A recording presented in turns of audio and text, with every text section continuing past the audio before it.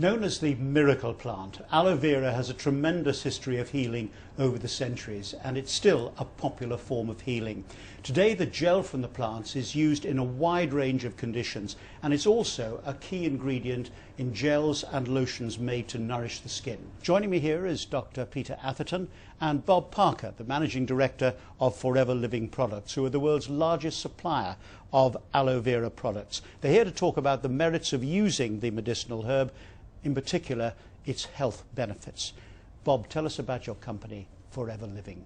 Certainly, Martin. Well, our company was founded 32 years ago, just gone in May, by a gentleman called Rex Morn, who is still our chairman today, accompanied by his son Greg.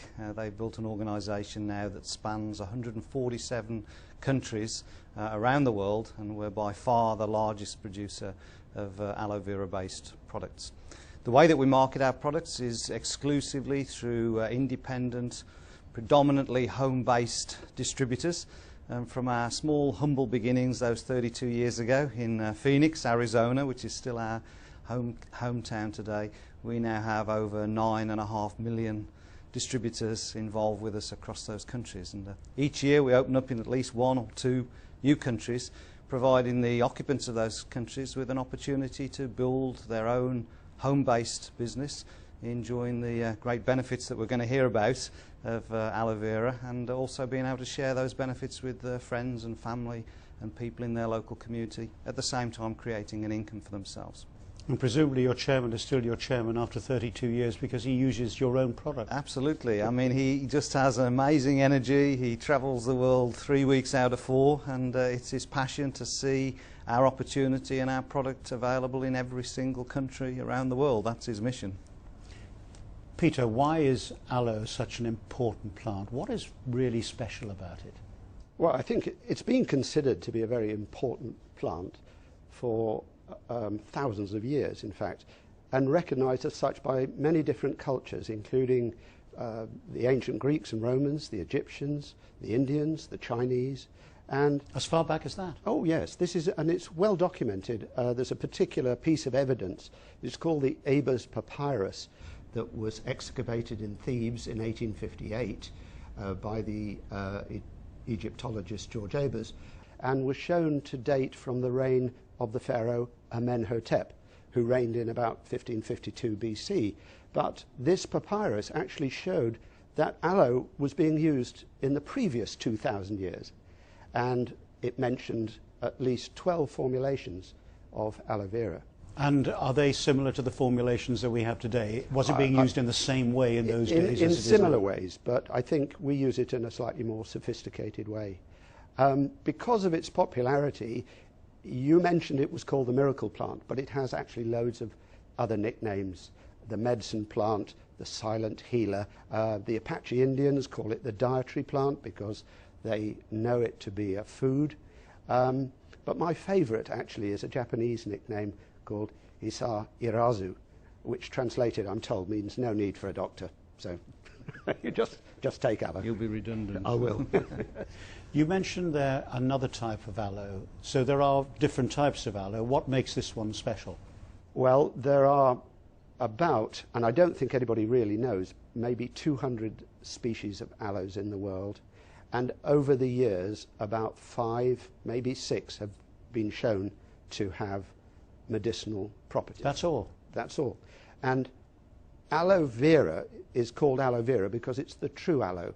To give it its proper name, it's Aloe barbadensis Miller, and is considered to be the most potent, and that's why Forever Living uses exclusively only Aloe barbadensis. And why do you recommend using it as a supplement on a daily basis? Well, 2 main reasons really. One is aloe vera is a superb general tonic. In it are about 30 different minerals, vitamins and trace elements that I believe are now missing often from our food today because we're just not eating fresh food as we used to. So you don't have to be ill to take aloe vera. It's just a general health tonic, supplying those deficiencies and thereby enabling your enzyme systems to work better. It has certain specific advantages in that it contains painkillers and anti-inflammatory components.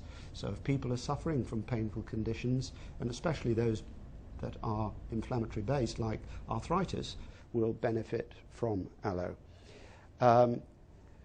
It has also a long chain sugar or polysaccharide which is known to affect the immune system. It's what's called an immunomodulator or immune balancer. So people suffering with disorders of the immune systems, two examples being psoriasis and ulcerative colitis, often get benefit as well. It has an effect on the bowel. It sort of regulates the passage of food through the bowel. It smooths out the contraction and relaxation of the bowel muscle.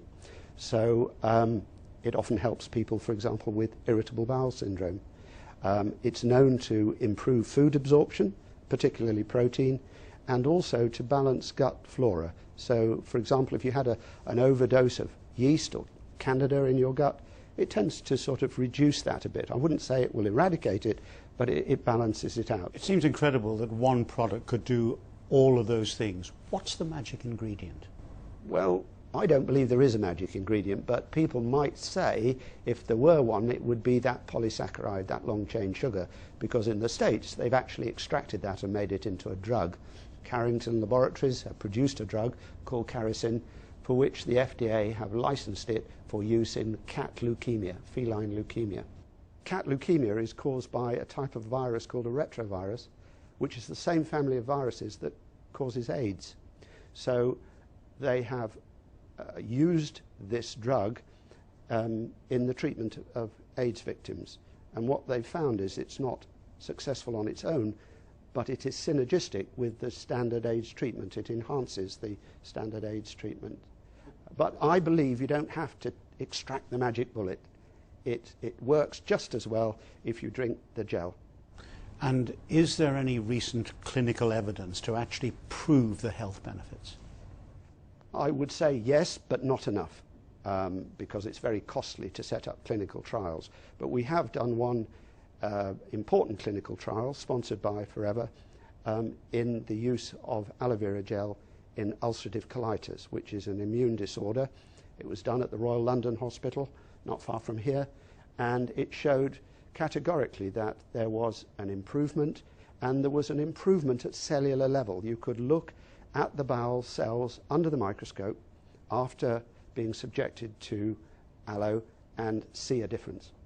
So it's not magic or myth. There is real medicine here, real medicine. Right, and can you then extrapolate from that? Can you take the difference that made to the cells and say that because it did it there, it is going to do it in the other areas that you were talking about? I mean, one could say that probably theoretically, but unfortunately I don't have the hard evidence to back that up. I would love to see many more clinical trials, and we as a company are about to set up another, but that's in the treatment of osteoarthritis, and that should be starting in a week or two, involving over 200 patients. So we're very keen to present aloe with an evidence base. And presumably there are thousands of people out there, hundreds of thousands of people who actually believe that it works for them. Oh yes, yes. We have a huge amount of anecdotal evidence, and I always say to people, if they're skeptical, well, just try it, see if it works for you. I think it's fair to say that many people get involved with the Forever organisation having firstly been customers, and they become a walking advert for the product because of the benefits that they've received, and that's very typical of how many people, not all people, but many people get involved with us. Why do you recommend that people use Forever Living's aloe products rather than any other aloe product? I mean, you've got competitors out there, presumably. What makes Forever Living's aloe product so special? One of the benefits we have, of course, is being the world's largest aloe producer. We put much more aloe into most of our products than any other of our competition. We're also what's called a vertically integrated company, so we own and control every stage of the production, right from the growing of the plants through the harvesting, the filleting.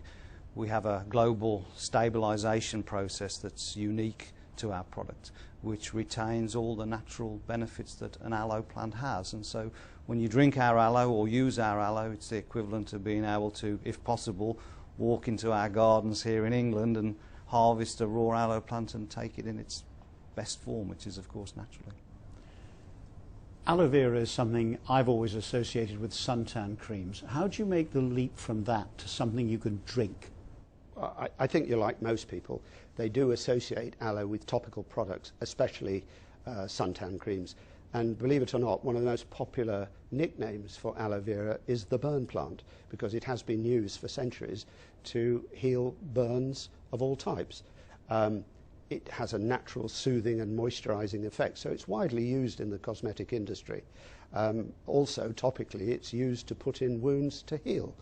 But drinking? Yes, well, the drink actually promotes the healing by providing the nutrients that are required to produce new cells. It's certainly not sold on its taste, it's sold on its benefit. Perhaps you ought to try it yourself.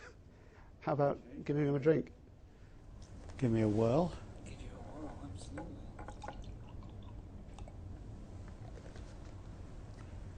It looks a bit like grapefruit juice. Yes, it should be drunk first thing in the morning, before your cup of tea even, because what you're trying to do is to get it through your empty stomach into the small bowel, where it is uninfluenced by stomach acids and enzymes and can be absorbed very quickly. Interesting. Slightly bitter. Yes, yes. I could get used to it, Hmm. but it might not instinctively be something I would want to Yes. drink. So is it mixed with any other ingredients? You can mix it with cordial or orange juice or whatever you like. And it's best drunk cold, straight from the fridge, and well shaken. Because you can see there are lots of sort of bits and pieces in there. So I'm going to walk out of here a lot healthier, am I? Like a new man. Absolutely.